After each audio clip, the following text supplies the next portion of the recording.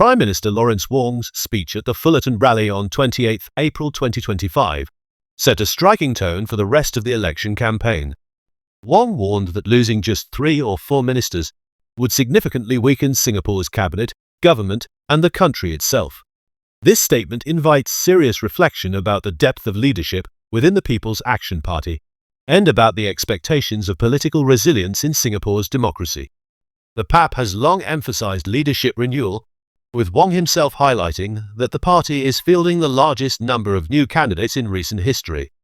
Yet, the idea that the loss of a few ministers could destabilize governance suggests that the renewal process may not be as deep or as robust as claimed. Losing 3 to 4 ministers will weaken the cabinet team, will weaken the government, will weaken Singapore.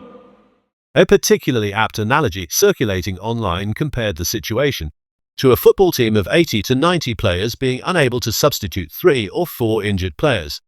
If a team cannot continue functioning effectively after losing a handful of players, it raises inevitable questions about the strength of its wider bench. Moreover, Wong's suggestion that foreign powers would push Singapore around if the PAP's mandate weakens appears to misunderstand how countries assess each other internationally. In global affairs, strength is not judged by the margin of electoral victories, but by economic vitality, national stability, governance quality, and strategic clarity. Japan, for example, frequently experiences cabinet reshuffles and changes in government without seeing any significant decline in its ability to negotiate, compete, or defend its interests. Singapore's standing in the world will continue to rest on its economic competitiveness, institutional strength, and societal unity, not on the size of one party's parliamentary majority. In a functioning democracy, so long as a government holds a majority, it retains full authority to govern and pass laws.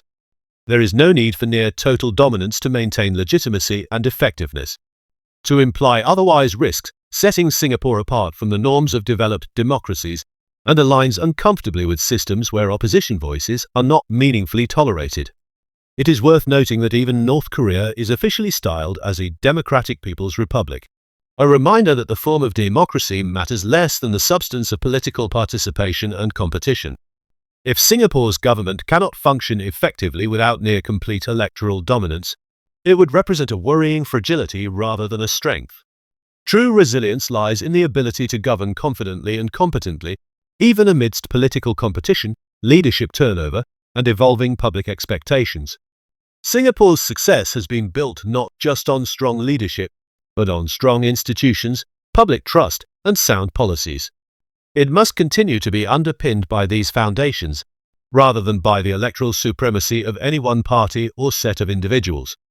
As citizens consider their choices in this general election, the real question is not how to prevent change, but how to ensure that change, when it comes, strengthens the country's foundations rather than weakens them. Singapore deserves a political system that is durable, confident, and capable of renewal, not one that fears the normal workings of democracy.